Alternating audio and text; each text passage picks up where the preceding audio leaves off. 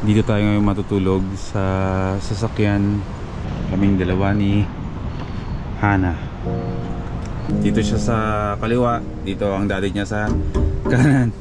Double check kasi malayo kami sa kanila. Ay nak, ito ang pinakamagandang nangyari sa buhay ko, ang maging tatay. Supportive na tatay sa anak para sa mga gusto niyang gawin at sa mga gusto niyang marating. Ganda naman this girl! Anak, sana magustuhan mo itong ginawa ko para sa'yo. Mahal ka ng daddy. Mahal na mahal. Never. Kapag magsa-portrait photography ka, dapat yung model mo gumagalaw. Huwag mong ipapost lang. Kaya mo siyang gumalaw, tapos pitik ka lang ng pitik hanggang sa makakuha ka ng perfect shot din.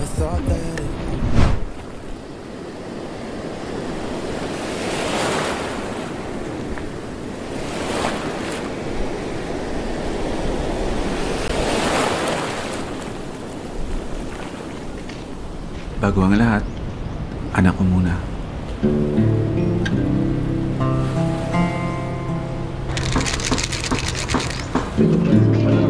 Tama ka dyan yung mag-pictorial ka? Hindi. Abot sa kabilang ano yan, camp yan. Amoy yan. Ang bango naman ng ulam nila. Nak, paabot ako. Bigay mo kay Kuya Gino yung isa. Bigyan ko ba direct? Bigay ni Bankada. Talaga? Ang dami nang nabibigay sa'yo ni Bankada. Baka sa akin wala. Ako, lagot ka bro. Alam mo na yan. Ay, joke lang ha. Sabihin nyo, brown si Gino. Oo. O baba mo kuya konti. Oo nga, bakit kasi ang taas? Taas ang tabi. Okay. Alam mo ba itong kape na iinumin mo? Ah. Native coffee ng Cotabato City. Oh! Kailang makakatikim ng kape ng Cotabato. Eh, ano na to? Timpla? Wala.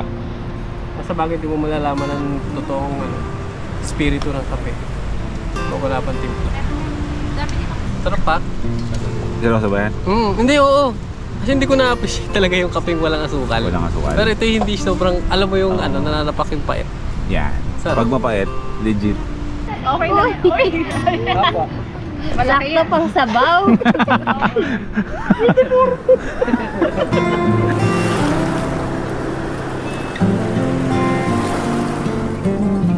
Alas 6 na umaga. Welcome back to another episode. Nandito pa rin kami sa Kasiguran, Aurora Province. Napakaganda ng umaga. Kamusta ang tulog namin? Napakasarap. Gidigising kami ng sobrang lamig sa umaga sa madaling araw. Si Hana, ang sarap ng tulog. Kinumutan ko siya. Hindi nagkukumot ako. Naninigas na ako sa sobrang lamig. Nagkumot na ako. Nakita ko yung anak ko. Eh talagang dead ma lang. Eh si aircon kasi yun eh. Pero yan yung mga gusto kong unti-unti na hindi ko babaguhin. Hindi ko aalisin sa kanya. Gusto kong makasanayan niya na may aircon sa wala. Eh nakakatulog siya. Nakagawa siya ng paraan. Paano pagpabaliktad? Pangat! Tango. Ting! Meron kami nakita ni Gino na kakaibang bunga. May kahoy lang. Alam ko ano to eh. Bulaklak. Pag namukadkad siya, nagiging bulaklak. Para sa nyog, no? Parang katawan ng... Ay, vlogger, ano? Paano yun? Sabi mo? Alam, naka-ano yung mukha. Ay, ang galing. Ano, nag-blur din siya, diba? For today's video. May ketchup pa tayo. Bakit? Para pag gagano ko. Parang ka lang nagbabalat talaga ng nyug. Ayun yung kanyang ubod, lumalabas na. Vlogger. Welcome to my vlog. Ayaw pa. Yan! Parang yung. Oo nga no.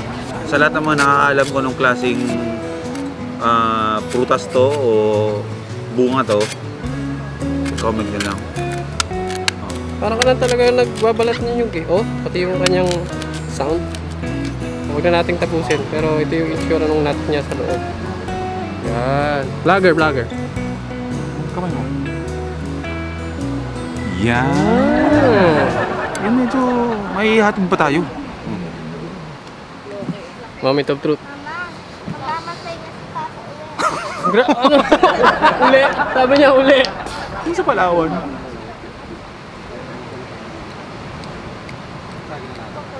Wala siyang kakaibang lasa. Wala ring, may pakla. Gagi, pag may pakla, hindi ka na skin test. Anong lasa? Ba't mapakla?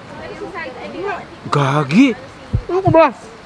Actually, okay naman siya. Ang sarap nga eh. Uy! Hindi na!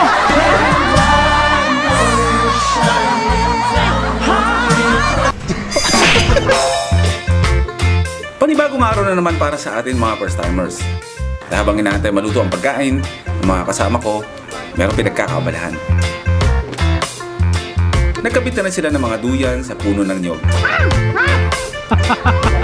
Sa mga magtatanong, paano nga ba umakyat sa hammock na ganito ang setup? With Jackie. Ipapakita ng kaibigan mo si Jackie kung paano nga ba umakyat sa hammock na ganito. Tapos, pagkasakay mo, buksan mo yung pangalawang hammock. Lalagay mo yung isang paa. At, pag nakaganon ka na, ikot. Oh, di ba? Level 1. Oh, level 1. Repeat mo lang ulit yun.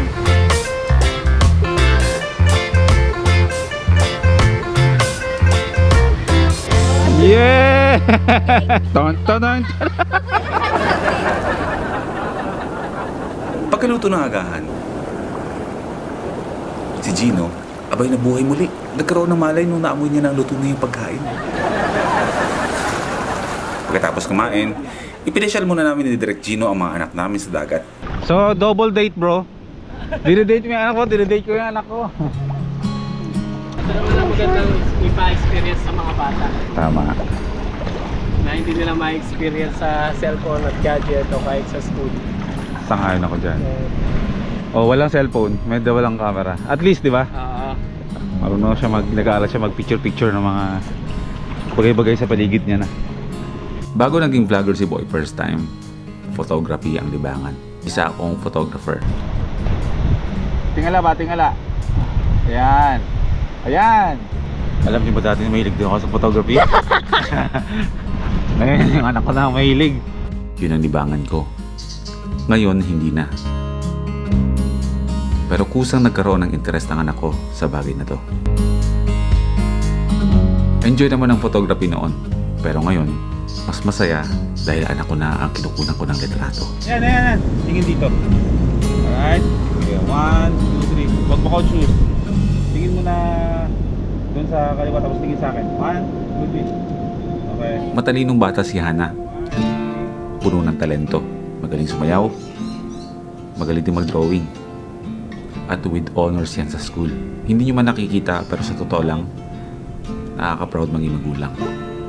Ito ang pinakamagandang nangyayari sa buhay ko. Ang maging tatay. Supportive na tatay sa anak. Bukasan mo yung taas ng kamay mo. Para sa mga gusto niyang gawin at sa mga gusto niyang marating. Oh, parang Koreana oh. Ganda naman this girl. Anak, sana magustuhan mo itong ginawa ko para sa'yo. Mahal ka ng daddy. Mahal na mahal. Never was the last word that I heard you say before you hung up the phone. Silence. Never thought that it would go this way with you. Wanted me gone. I don't even know. Just last week you called me your babe. Now you're letting go. The way you're talking is driving me insane. Hello, can we sit and talk this through for once before you call off the show? Cause even if we're hanging by a thread, and the words you said is spinning in my head, I just wanna pull you closer in this bed, take me back into your arms, and I'll never let you down,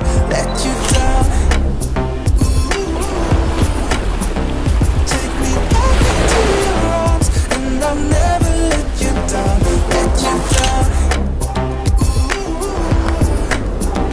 Take me back into your arms, and I'll never let you down. Kakatao? Oo. Parte ng katawan? Pwede. Pwede? Oo. Sa taas? Hindi. Sa gitna ng katawan? Pwede? Ah! Accessories? Oh, pwede mo siyang tanggalin anytime you want eh. Pero ginagamit na siya. Nasa part ng tao. Oo. Last one. Kinakain? Sinusuot? Depende sa bansa. Ano to? Anong parte ng katawan ng tao nakakain? Meron ba? 5, Katawan, 4, kilig-kilig. 3, 2, 1. Oh, ang tamang sagot ay bulalakaw. Sabi mo kasi pwede, dapat oo. Diyan na po masisira ang relasyon nilang dalawa. Sabi mo pwede, dapat sinabi mo agad sa oo. Hanggang ano ka lang? Sabi ko parte ng katawan, oo. Dapat sinabi Alright, mo round 2. Okay, wala na tayo dyan.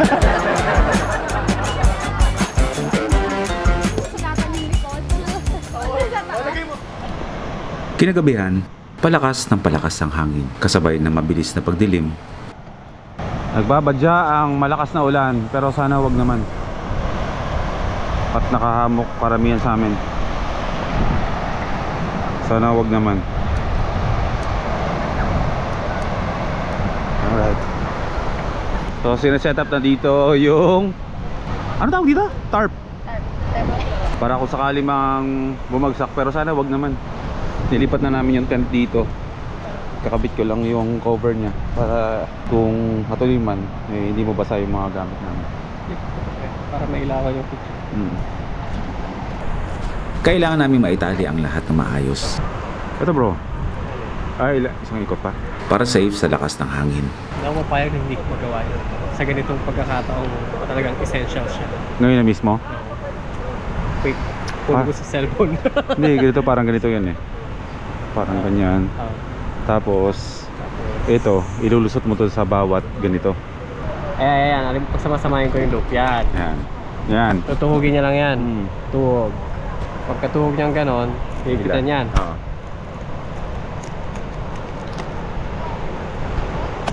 Tapos, Ila. Pa ganun. pag ganito. Oo.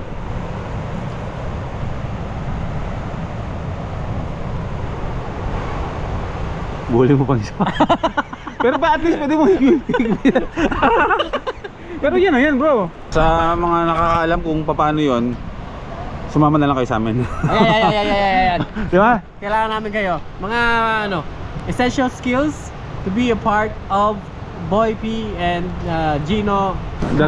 Datakbong manayad. Datakbo.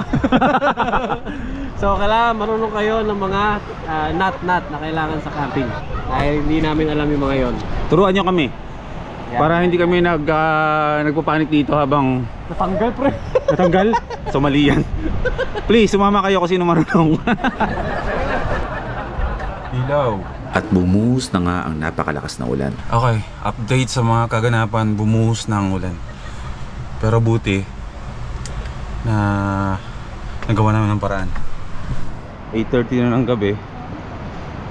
Pero ano guys, kamusta kayo dyan? Buhay na buhay pa. Ginagawa nila ng paraan yung kanilang mga hammock kasi nakatali nga dito sa puno ng nyog. Kung wala tong tarp ng Altitude Outdoor, malamang wala silang matutulugan ngayon. Maraming salamat Altitude. At kanino yung Altitude Outdoor tarp na yan? Sa'yo. Salamat Altitude Outdoor. Sa wakas, naibigay din ni Boy P. Akala ko abuti pa na next year. Pero naibigay na rin po niya sa akin at hindi ako ang unang gumamit. Ang galing! sila yun, sila. Salamat Altitude Outdoor. Safe na sila dyan. Ito yung ginawa nila oh. First floor, second floor, third floor. Dito naman sa ano ni Direk Gino, naka-tarp sila. Pero ang problema, hindi altitude. Pero sa kanya naman daw kasi yun, inuna lang niya yung kaibigan niya. Ganyan yan si Bro Gino eh, inuuna mo na kaibigan bago sarili. Wala na, bumuhos na ang napakalakas na ulan. Sinave na lang namin yung mga gamit namin.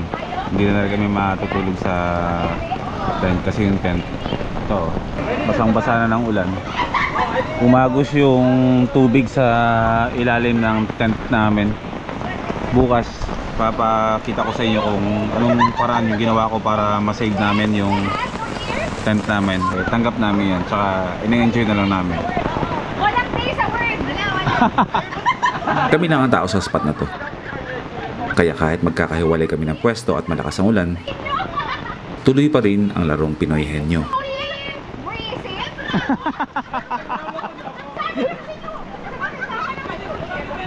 Pagkatapos kumain, oras na para magpahinga. Dito tayo ngayon matutulog sa sasakyan. Kaming dalawa ni Hana. Yan, aming tulugan. Dito siya sa kaliwa. Dito ang daddy niya sa kanan. Double check. Kasi malayo kami sa kanila. Ang gagawin natin na para hindi, kasi medyo buhangin yung mabuhangin yung flooring natin na. So ibubuklatin natin itong dalawang upuan. Lalagyan natin sa gitna para hindi bumagsak yung natin, yung kumot. Tapos yung pintuan, yung bintana, bubuksan natin ng konti. Malamig naman eh. Isasara natin tong malaking pintuan. So paano? Matutulog na muna kami ni Hana. Magkita tayo bukas. Good night. Night na. Good night. Sleep well.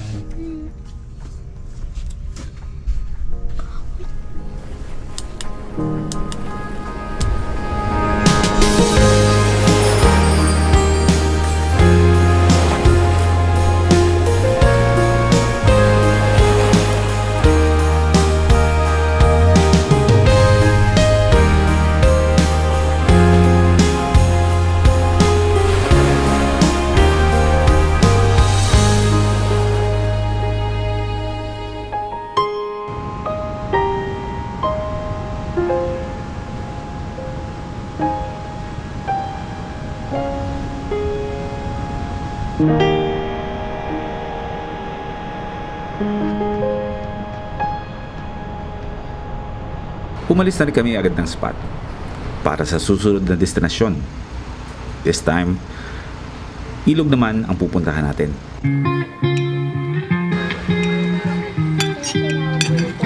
Okay, welcome to Barangay Kulat para mag-breakfast tayo dahil nagugutom na yung mga kasama natin. Ngayong araw, pabalik na tayo ng Bulacan.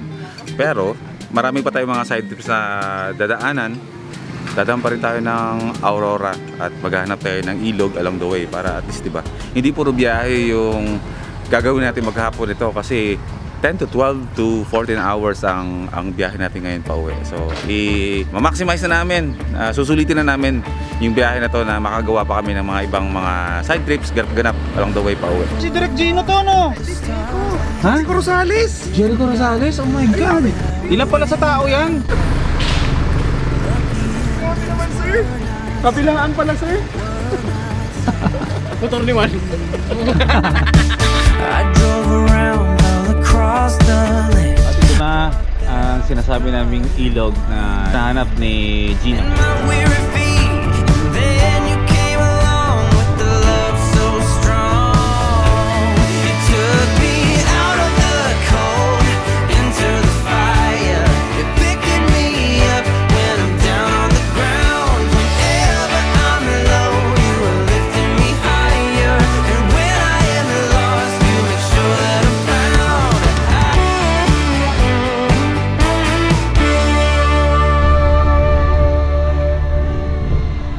Sinubukan ko lang yung tibay nung bubong nitong L3 kung malambot ba siya o matigas.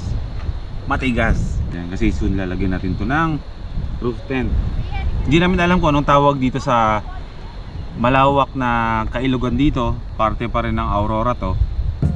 At random lang naman tong sinearch ni Direk Gino sa mapa.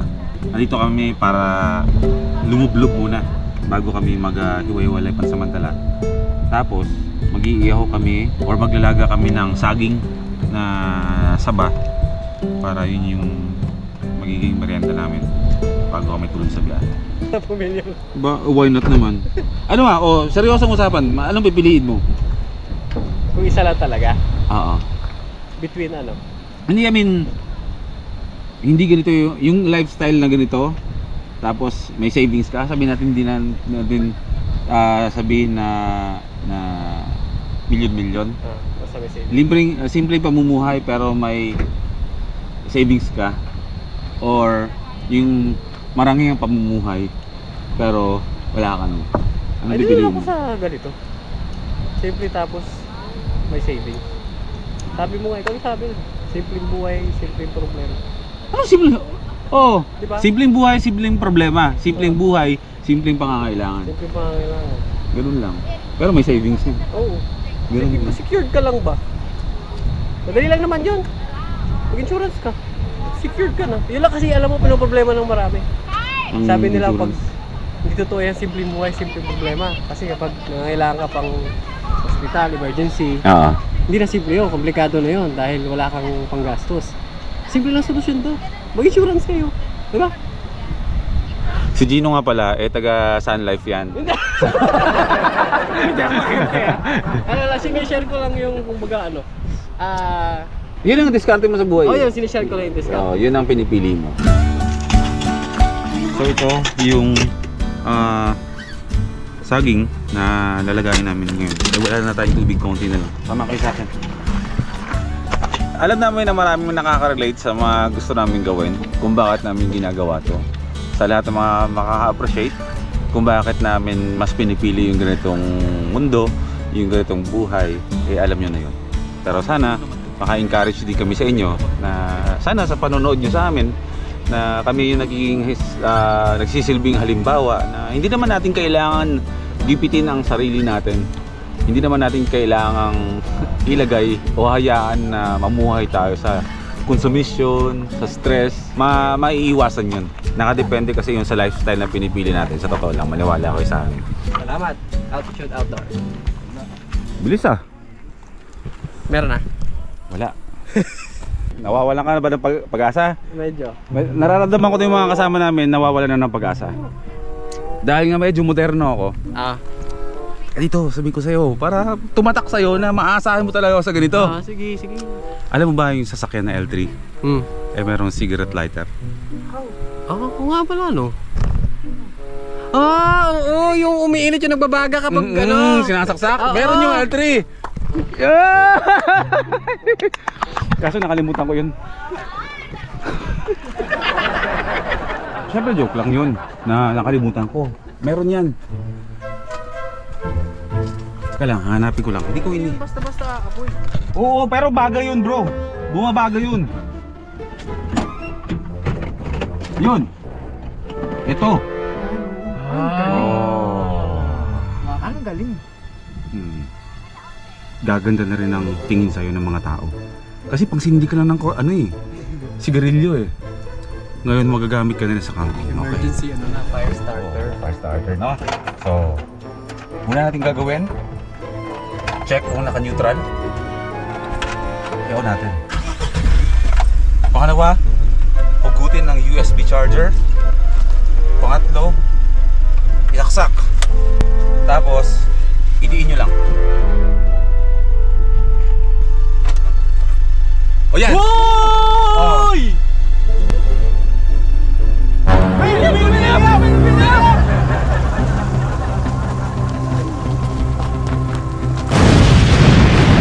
Gagi! Isasada pa ng SR performance to! Gusto kong patayin yung apoy! Gusto gagalaw? Wow! Pinapahirapan natin yung sarili natin, di ba? Never thought I'd be so far from home. Never thought our love could grow so cold. Never thought we had to run through burning fire. Never thought I had to miss you and I. Life changes as we know it. You do what you can, you just can't do it.